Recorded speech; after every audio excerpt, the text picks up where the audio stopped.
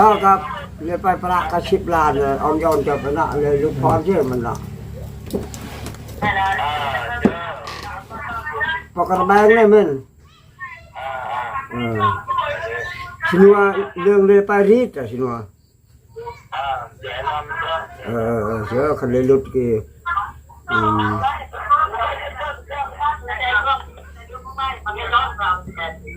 เขาว่าลงรอยกันแล้วเรื่องคาร้องเขาว่ามือได้แต้งกับไอ้ชิเจ้ามาโอ้ตกลงมือแต้งมันเนาะโดยไม่แหละเป็นวันนั้นฉลอง10 ล้าน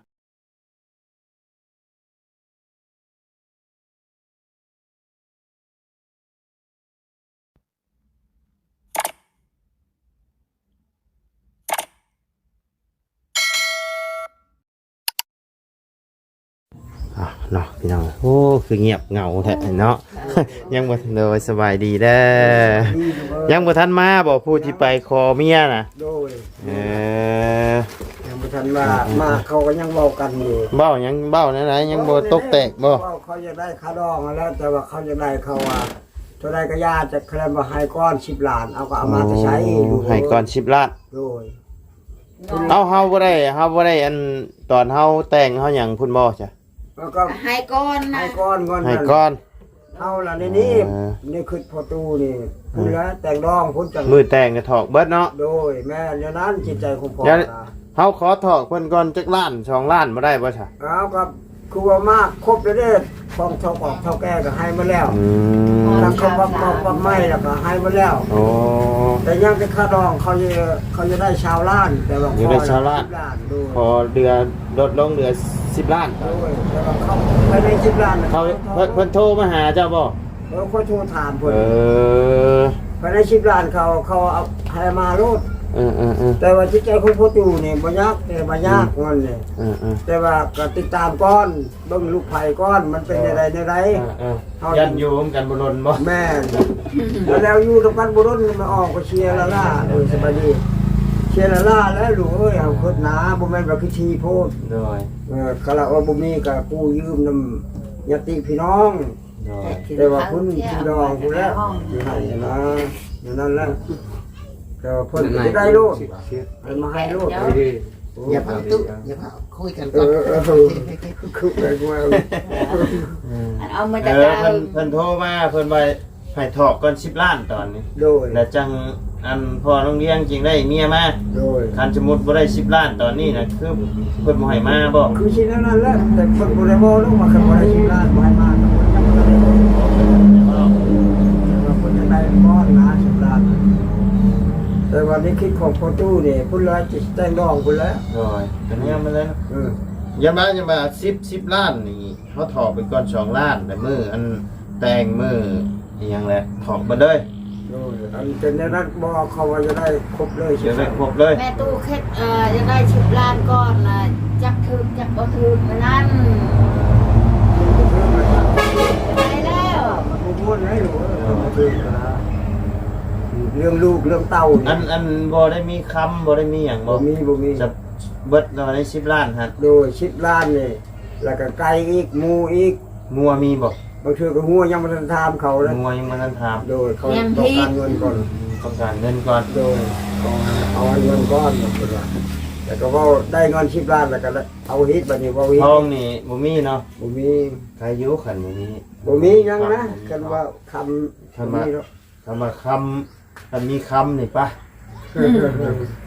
สะดึงช่องสะดึงที่มือนี่ก็20ปลายล้านเรื่องนึงที่ไหนสะดึงนึงมัน10 ปลายล้านนี่17มันยังไม่แพงเนาะสะดึงนึง10 ปลายล้านกันว่าเว้าเรื่องหูนนี่ใครอยู่นะตู่เนาะประมาณหูน2หูนนี่ใครอยู่มันก็เขาบ่มักเองว่าหูน1 2หูนเดี๋ยวบ่มีนะก็ได้สิลงพุ่นแล้วคนจิตใจเขาอย่างน้อยๆมันมีแหละระดับ2สลึงท่านพ่อเฮ้ยการกำจะดีคือบาท1 9 ล้านฮะ2สลึงมันจะเข้าฮอด20ไปล้านพุ่นแล้วเดี๋ยวนี้เนาะ24 ล้านเนี่ยเห็นบ่เอามาไปใช้บัดนี้24 ล้านแต่ใครนะเพิ่นบ่ได้บ่งว่างว่าเพิ่นบ่ได้มีคำเนาะโดยมีแต่เงินค่าดองนั่นแหละ ยังบ่ทันมาตอนนี้เนาะ ยัง หน้าพวกนี้ แต่จะว่าเขาสิถามขึ้นลงรอยกันเลยบ่หรือว่ายัง ว่าขึ้นหน้าพวกนี้ เพิ่นว่าในได้กับคุณละถามแต่น้องเพิ่นก็สิทุหรือว่า เฮ้ยโทรถามมึงดูฮะ ก็สิถามเบิ่งเพิ่น ถามมึงดูมาเดี๋ยวบอกคุยกันตกแตกแล้วบอก ถามมึงเรื่อง มาห้องงาน เดี๋ยวบ่มีคนเผาบ่ แม่นอ้ายไปเลยเด้ เอ อ อตู้เราโทรถามมึงก่อนพี่น้องพูดกันตกแตกแล้วบ่เนาะ ด้วยก็สิถามเบิ่ง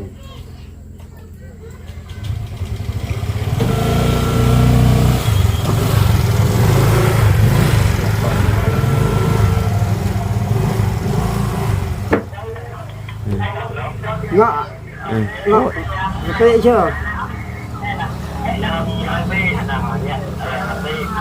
ก็กับเลยไปประกระชิบลานเลยเอาย้อนจะไปนะเลยลูกพรเชื่อมันละ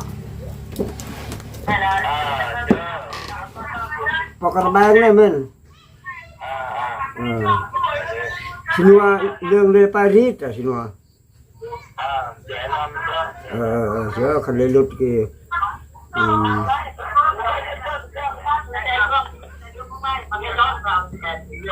เขาว่าลงรอยกันแล้วเรื่องคาร้อง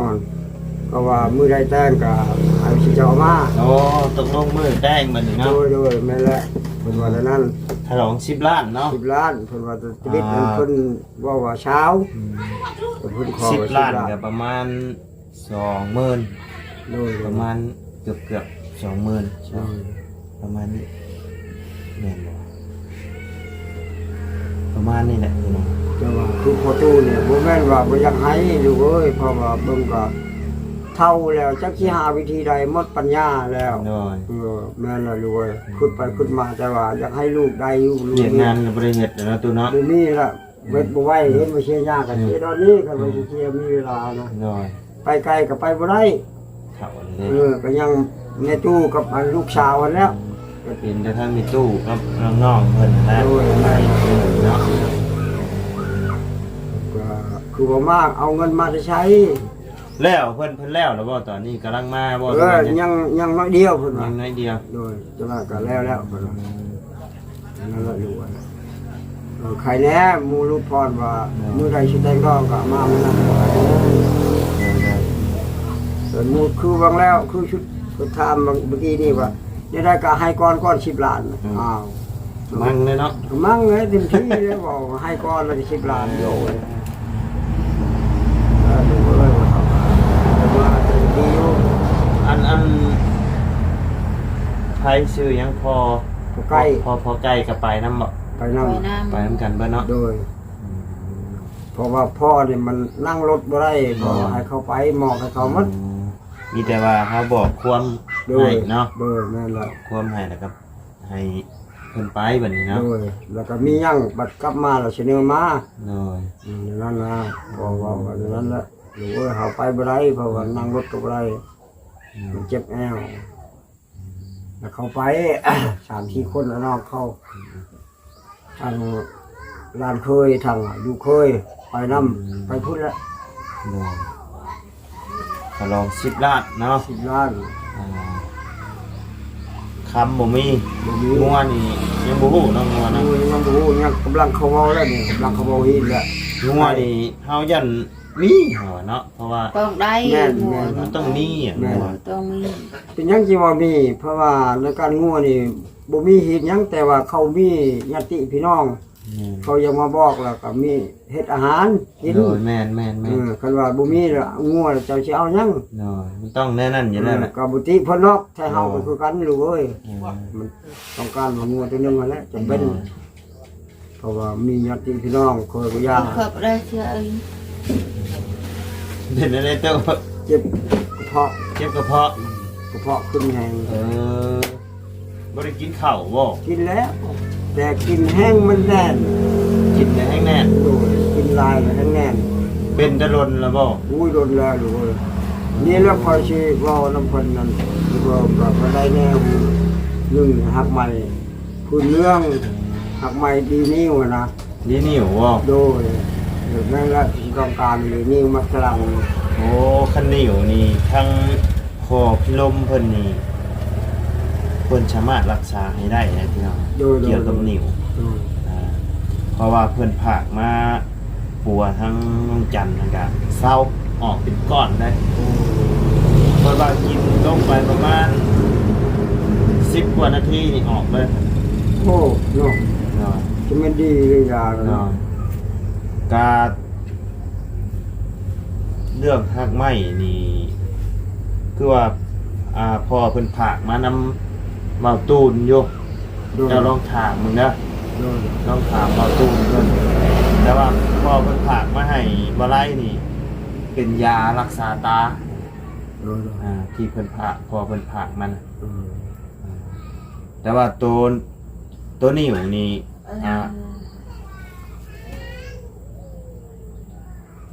น้ำเมาตูนบ่ดื้ออย่างนี้แต่ว่าน้ำแม่น้องหัวนี่บ่ฮู้ว่ายังเหลือหรือบ่ให้ทางน้องจันกินน้องจันก็มาจนว่าสิไปผ่าตัดไปแล้วแล้วก็กินยาพ่อเพิ่นให้กินแล้วก็เศร้าแล้วก็ลงไปเฮ็ดเวียกไปเวียกเฮ็ดเวียกอยู่เวียงอีกเลยเด้โดยแม่คำว่ายาดีนี่บ่เป็นทั้งลูกมันต้องออกโลดโดยครับว่ามันบ่ออกก็มันต้องเปื่อยโดยอันนี้มันออกเป็นก้อนออกมาเลยโอ้สบายอันนี้ดุนแล้วแม่จะเป็นนี่เป็นนิ้วนี่ดุนแล้วเป็นชบิดนี่เด้อพังพอเว้านี่มันเป็นนิ้วมักอันมีนะนิ้วมันครั้งนะแต่พอไปเอาหักใหม่อยู่บ้านนั้นนิ้วมันครั้งนี่หักใหม่นี่แต่หักใหม่อยู่ในทุ่งดีนี่อันนี้มันเป็นหวานพ่อเพิ่นให้ผสมใช่กับหยังเพิ่นสิบอกเนาะพ่อเพิ่นบอกถามทางประตูนเปิดประตูนแล้วฮู้อยู่ล่ะเดี๋ยวไปแล้วพอสิถามมึงเพิ่นไปนะไปบ้านมาอายุเขาไปสวรรค์นี่พอไปสวรรค์นี่2 อาทิตย์พออยู่บัดแล้วก็แทบมาคุยใจแล้วบ่ท่องแล้วเขาบ่ปาดให้โดยแล้วเขาให้เมื่อว่าเมื่อกินนี่หักใหม่เด้อว่าปาดบ่ได้เพิ่นเพราะว่าสุขภาพเพิ่นอ่อนยังบ่แข็งแรงยังอ่อนแออยู่เนาะแม่นยุ่งเข้ามาเฒ่าแล้วยานมันเสียตื้มเพิ่นว่าท่านหมอเพิ่นว่าก็จะเป็นเมื่อแล้วก็คือลูกชายเฮาคือกันนะเป็นโรคหัวใจพิวแต่เพิ่นมาให้ไปรักษาแล้วเฮาบ่กล้าเสี่ยงเพิ่นว่าคันผ่าตัดมันมีความเสี่ยงขนาดก็ยากแล้วว่าก็เลยเอาเบิ่งไปก่อนให้เพิ่นใหญ่เพิ่นหยังก่อนว่า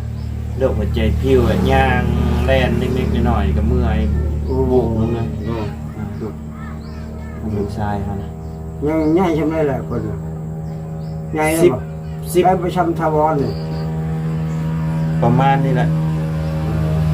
ประมาณ11 ปี12 ปีแต่ว่าคนน้อยนะคนแบบคนพญาคนพญาก็ได้โอ้ยอุดไปเลยไงเป็นคนนี่เป็นเจ็บเป็นไข้ล่ะบ่มีเวียกแล้วอยู่ในเรือนนี่ลูกบ่มีไผเฮ็ดไผชางมีเจ้าของมีผู้เดียวต้องพอเพิ่นมายาดีกระเพาะอีหยังพอเพิ่นก็เป็นเพิ่นผากมาอยู่เพิ่นมีเบิดยาเกี่ยวกับบาดตำแหน่งดีเฉพาะเจ้าชงสิฮู้แท้ตุเกี่ยวกับหักไม้บ่มีบ่ได้ฮู้บ่ฮู้เพิ่นบ่ฮู้เลยขอสิเอาให้แม่จงกินชงสิฮู้นะเจ้าบ่ฮู้เนาะบ่ฮู้ยอมได้ดิบ่เบิ่งเจ้าแบบว่าอันชงสิฮู้นะคนแม่นอยู่แต่ว่าบ่ฮู้พอบ่ได้แบบว่าเป่าแบบว่าเล็กน้อยไข่อีหยังเด็ดอีหยังเขาเป่าได้บ่จ้ะบ่มีเลยเนาะโดยบ่ได้เป็นหยังหมดนะมีแต่เป็นว่าธรรมชาติเท่านี้เฮ็ดว่าภายในครอบครัวนี่ชานกระบุงชานกระยางชานยางเป็นหมดเนาะโดยชานยางก็มีหมดพอการนั้นแหละก็ไปเฮ็ดเวียกได้ชวนนี่แหละคันว่าคือปีกอกปีกายยังมีแห้งนะแต่ปีนี้แหละพอจะได้อยู่ลีปีนี้บ่ได้เฮ็ดยังเจ้าอายุจักปีแล้วตุโอ้ย73 ปีแล้วได้73เจ้าคุดเบิ่งลูกคุดเบิ่งแต่95ออกรถแต่วันที่นี่ก่อนต้นจะได้ก่อนแต่ว่าคนน้อยล่ะ1 2มาคนรุ่นนั้นรุ่นพ่อมันนานเฒ่าเห็นว่าพ่อเฒ่าไว้ก็ เฮ็ดเวียกหนักตัว เนาะ เลี้ยงลูกเลี้ยงเต่าเฮ็ดอยู่ทุกทีแล้ว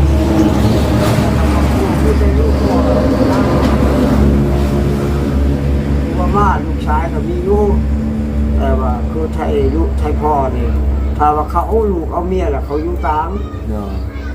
เขาบ่ได้อยู่นำพ่อสมมุติว่า3คนนี่ถ้าว่าอยากอยู่แท้แล้วมีผู้หนึงเท่านั้นแหละบางเทื่อก็เขาลงปะแต่ว่าการเจ็บการเป็นเขาก็ยังเบิ่ง เนาะ แต่การกินก็อยู่คือว่ามาในลูกกับบ่ติเพิ่นก็บ่ทั่วบ่ถึงคือกัน เนาะ ในลูกในเต้าเพิ่นก็อยากเลี้ยงลูกอีก เนาะ ในนั้นนะลูกเอ้ยพอนะ คือพ่อใกล้นี่แล้วเอาเมียละมานี่ก็ต้องเสียให้เมียอีกบ่นี่ เชียร์เด้อ เสียเท่าไหร่ 2ล้านเพิ่นว่า เสีย2ล้าน โดย เสียแบบเฮาผิดบ่จังเสียให้เพิ่น ก็คือว่ามาแล้วคือสิผิดนั่นแหละคันว่าผิดแล้วผิดแล้วบอกอ่ะเฮาบ่ได้เชียร์แล้วคันว่าบ่ได้ผิดนะลูกเอ้ยแต่ว่าผิดก็บ่ได้เตะบ่ได้ตีดอก อืม ผิดแต่ความเว้าซื่อ ผิดความเว้าซื่อ โดยแต่ว่าเพิ่นอยากได้แล้วก็ ๆ จำเป็นนั่นแหละ เพิ่นเนาะ ให้ลูกให้เมียมาเฮือนแล้วก็ดี เนาะ คะแนนว่ายอมเมียจังดีเขาว่า อ่า เห็นบ่พอตูว่าลูกเอ้ยอย่าไปเว้าใหญ่ เนาะ เพราะว่าเฮามีความผิดแล้วเฮาก็ต้องยอม เนาะ เพิ่นมาแล้วก็ดีเฮาเฮ็ดเวียกเฮ็ดงานก็สะดวก เนาะมัน เออ อันนี้เฮ็ดเวียกเฮ็ดงานอยู่ผู้เดียวบ่ม่วนได้ลูก บ่ เมีย ม่วนแล้วลูก เนาะ ลูกเมียไปอยู่ทางนู้นแหละเฮาไปเฮ็ดทำงานกับมันบ่ม่วนลูกอะบัดมาเฮาเฮือนบ่มีไผบัดนี้กินน้ำ แม่ พอน ตู และ ในตัว ข้าวน้ำมาก็บ่มีเป็นอย่างนี้กินเนาะ แม่นอันนี้ก็ระยะเพิ่นเมื่อพุ่นแล้วก็กินน้ำพอตู้แม่ตู้นี่แหละ เห็นได้ไหมก็ว่าโอ้ยเดี๋ยวนี้อันมีห้ามบ่ให้ไปใช้มาใช้ก็แม่นนึ่งเดี๋ยวบ่ให้ลิ้นเบียร์เจียไผช่องมาล่ะบ่ให้กินหยอกกินยา เนาะ เพราะว่าดีเลยเด้อเมียเว้าเฮาว่า เออ ดีได้ตัวนี้ได้มีเงินมีคำก็โฮมไว้ เนาะ เวลาเป็นเจ็บเป็นไข้ก็สบายเฮามีเงินมีคำเฮาว่าลูกเอ้ยต้องคุดเฮาให้ลูกแล้วเฮาก็คุด เนาะ ฮักแพงลูกแล้วก็ฮักแพงตัวเองนะ เนาะ พ่อว่าสิช่วยเวลามันเกิดเป็นอยังมากอ่ะคือว่ามาแล้วพ่อกับบ่ไหวคือกัน เอาเงินมาจะใช้ดูสิช่วยลูกหลานมันจะอยู่ที่ชื่อบ่มีชื่อเท่านั้นแหละนั่นก็บอกลูกว่าโอ้ยลูกเอ้ยอย่าไปอีกต่อไปนั่นล่ะคนเอาละคนเอาเมียบ่อดใช้พวกอดใช้เมียจะเป็นเหือดเป็นชานถ้าเฮาบ่อดใช้กันมันก็บ่ได้ เนาะ พวกก็แห้งเมียก็แห้งแล้วบ่ได้อยู่นำกัน แยกทาง เนาะแม่นดูพ่อนี่แหล้วคันว่าบ่ยอมกันเนี่ยบ่ได้เป็นแล้วพ่อเฒ่าแม่เฒ่ายัง เนาะ ก็ได้ยอมกันนั่นแหละผู้หนึงก็อดใช้ผู้หนึงไปนั่นแหละ เนาะ คือพ่อตู้เว้าแล้วอันลูกต่างแม่ก็ไปอยู่นำกันมันสิถือบ่มันก็บ่ถือ เนาะ ก็เลยว่าลูกตัวเองก็เนี่ยบ่เห็นมันเอาใจ แม่น แตกแล้วอันต่างลูกต่างพ่อ เนาะ นั่นน่ะว่าลูกเอ้ยอย่าไปคิดร้ายต้องตั้งเที่ยงต่อไปลูกไปเอาไปสิลูกน้ำลูกกันแล้วเอาว่านั่นน่ะว่าเจ้าบ่ฟังความพ่อนี่เจ้ายุ่งเจ้ายาก ทาง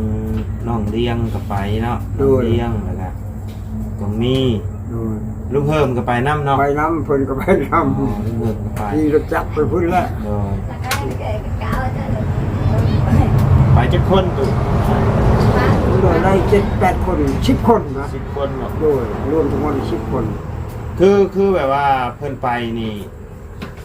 เมียเนี่ยทั้งเมียเราก็มานํอีกเด้อบ่นี่หรือว่า มาน้ำก็เลยเว่า ไปคอมาอยู่พี่บ่ คอนี่ลูกเอ้ยหนึ่งนี่อยากได้ให้เพิ่นเว้าว่าฮีดของเท่าใด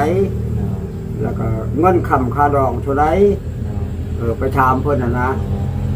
สบายเฮาอยากคุณครัวให้แล้วด้านหนึงด้านสองมาเพิ่นสิให้แต่งโลดบ่หรือว่า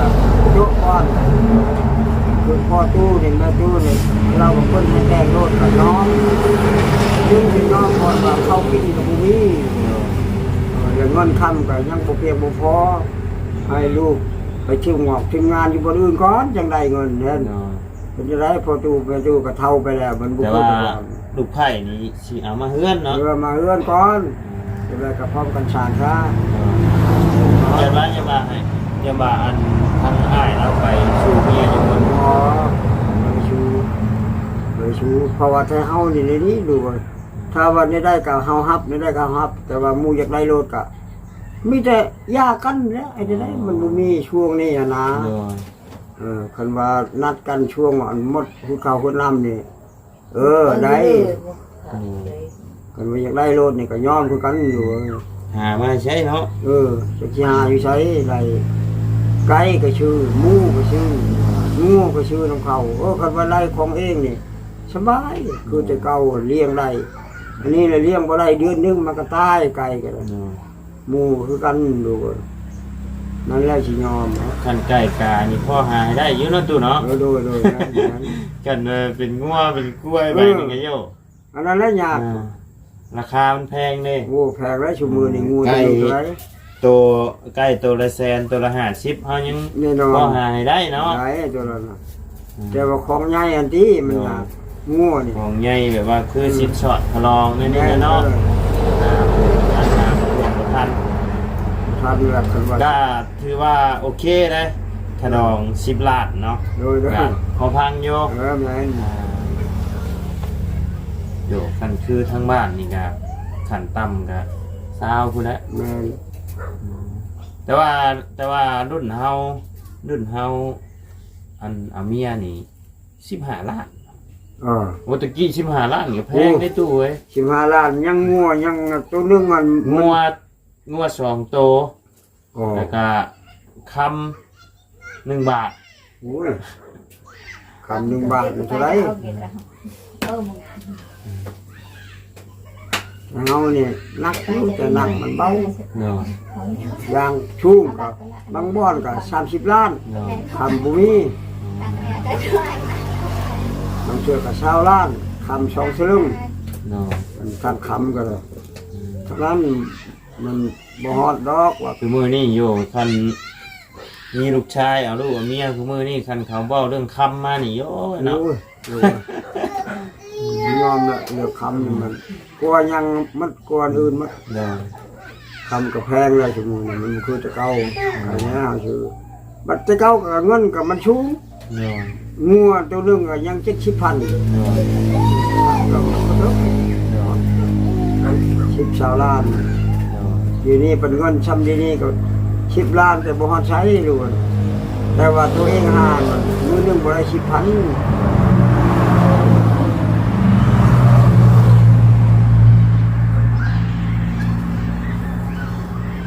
แถวนี่สูงสุดนี่แบบผู้ว่าวผู้ชาวเลยนี่ทลองจักล้านดุ 30 ล้าน 30 ล้าน โอ้ย คันเฮาขอลดลงมานี่ต่ำสุดได้เท่าไหร่ 25ปานนั้นแหละเขาลึกกับ 20ประมาณนั้นเนาะ ประมาณว่าตีราคาโลด20 ล้าน สมมติว่าคือของมีอ่ะผัวนี่ก็30พุ่นได้ติ ไป30แล้วก็คำอีก มีคำอีกบ่ มีคำอีกแต่ว่าเรื่องคำนี่ผู้ชาวต้องการอีก อ๋อคันผู้ชาวบ่ต้องการนี่ก็แล้ว แล้วแต่ว่าเพิ่นอยากได้คือหมู่คือคู่กันเพิ่นต้องการเรื่องคำนี่แต่ว่าประเภทเงินเนี่ยมันขึ้นกับพ่อกับแม่คันว่า ก็ เจ้า เฮาก็เบิ่งฐานะนำมันนะเนาะตัวเนาะแบบว่าเบิ่งในทางฐานะผู้ชายนำบ่ แม่น คันว่าอันบ่มีก็ขอกันลง ๆ อีกเนาะ ขอกันเรื่องชองมากอ่ะครับมันเป็นปีเป็นเดือนพุ่นแล้วเนาะ เนาะ ดังนั้นนะแถวนี่ยากอยู่แต่ก็บ่ยาก เนาะ แต่ก็ยากกันแล้วไอ้บ่รวมแล้วผู้บ่มีอันมันยากกันแล้วลูกผู้มีก็ใครแน่ ผู้เพิ่นมีเพิ่นบ่ยากหรอก บ่ยากหรอก เจ้า สำนั้น เท่าไหร่เพิ่นก็ให้ได้ โดยแม่น คือเฮาบ่มีนี่ก็โยก พูดที่พ่อนี่สิได้ลูกชายก็3คนแหละ เอาโยม เจ้ามีลูกสาวจักคน ลูกสาวก็3 ลูกสาว3ลูกชาย3 3พอดี6คนเท่าแล้วก็หลานอีก2คน โดย พอดี8คนแถวอีก หลาน มันแต่จริงมาเลี้ยงกับใจดี อัน3มี3 3ก็มันอยู่เฮือนมันแต่จริง โอ้อันนี้คือเจ้าเลี้ยงเนาะ โด สอง ย คน เขาเลี้ยงเลย2คนนี่เลี้ยงแต่น้อย คือผู้อันพอใจดีนี่ป้าใจน้อยใจดีนี่ โดย แล้วพอตู้แม่ตู้เลี้ยงไว้ โอ้ แล้วอันนางเลี้ยงคือกันปะแม่มันปะจะน้อยดี โดย พอน าง ตู้ เลี้ยง แม่ กิน ตู้ นมเด้อน างเลี้ยงก็ยังบูรอดคนนะสมมติว่าขอโทษนำได้มือนี่โชคมือเขายากันเลยเขาปากกันเลย โอ้แบบยังบ่ทันได้ออกไผครับ โด้วยแม่นแหละ อืม แต่ว่าลูกไผ่คอยตัวนั้นหันคนเฮาติดตามนี่พอตู้ติดตาม คนมักไป อ๋อ คนบ่อยากเฮ็ดบ่อยากทำมันอยากไปอยากมาในนั้นแหละ อืม คนบ่ลืมแล้วล่ะลักษณะว่าอยากไปชื่อไปขายแต่ก็บ่ได้แม่นไปชื่อไปขายนะมีอยากไปชื่อนะ อืม แล้วภรรยากันเลย โดย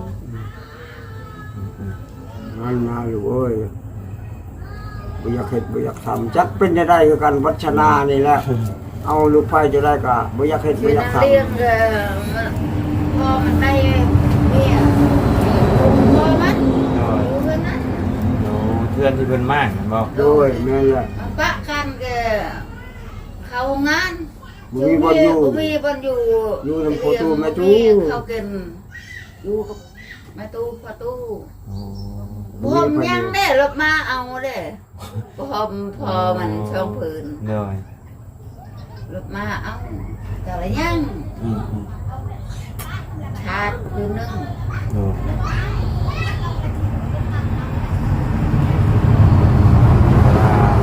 รอถามเพิ่นมาเดี๋ยวถามรายละเอียดนำเพิ่นอีกเทื่อนึงเนาะ โดยว่าจังใดพี่น้องเอ้ย แม่น มีแต่รอพังข้าวทั้งนี้กัน เอาไว้รอฟังข่าวนี่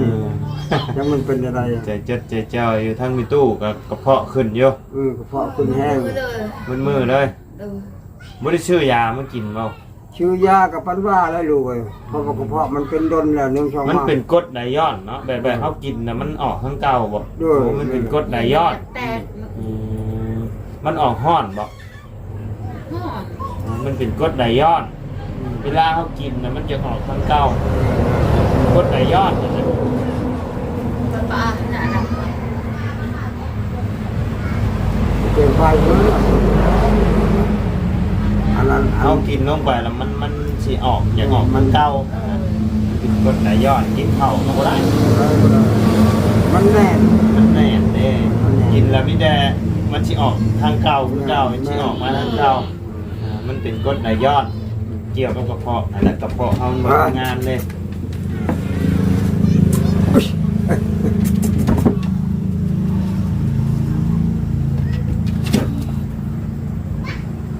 ต้องชื่อยามากินเด้อให้ยาดีกระเพาะกรดไหลย้อนอะไรอย่างนี้ใช่กับไปฉีดแล้วจนลงฉีดเอาในคลินิก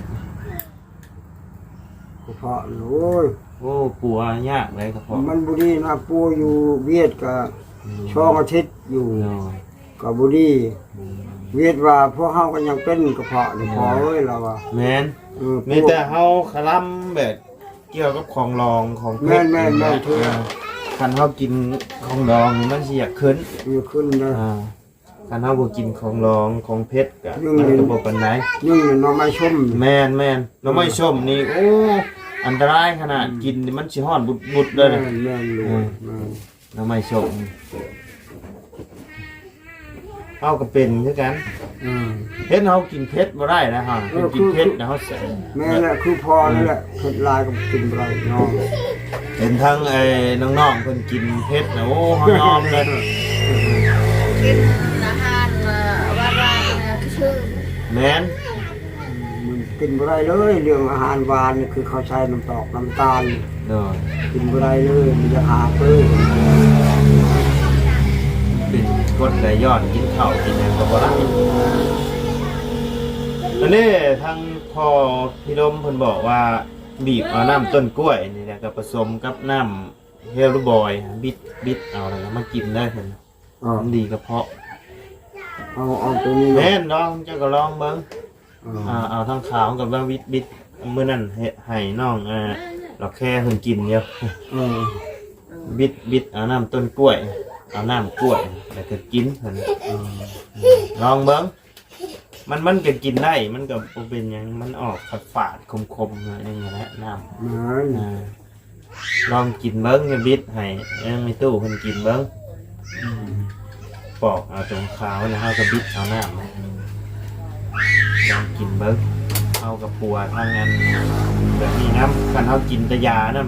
มันแห้งสิเพาะแพ้กระเพาะเฮาอีกปัวทั้งนี้ไปน้ำอันคันแบบว่าย่ำมันขมแห้งกับผสมกับน้ำแดงเฮลโรบอยฮะคันนี้น้ำผึ้งกับผสมใช้กับน้ำผึ้งเป็นเราก็บ่ต้องผสมลายนะพอดีว่าเขากินตรงนี้ง่ายเนี่ยต้นกล้วยนี่แหละพอคนบ้านนะลองตัดเอาบีบเอาน้ำบีบเอาแต่น้ำมันนะกินเคยลองอยู่บ่ลองเบิ้งยังบ่ทันได้เคยลองยังเมื่อนั้นก็ทั้งน้องกับแค่เพิ่นก็เพิ่นว่าเพิ่นเป็นกระเพาะกันเพิ่นก็ลองเอากินแต่ว่าบ่ได้แต่พ่อเพิ่นบอกว่าจะกินไปเรื่อยๆกินไปเรื่อยๆนะเพิ่นก็บ่แม่นว่ากินน้ำเทื่อ2เทื่อแล้วเช้านะ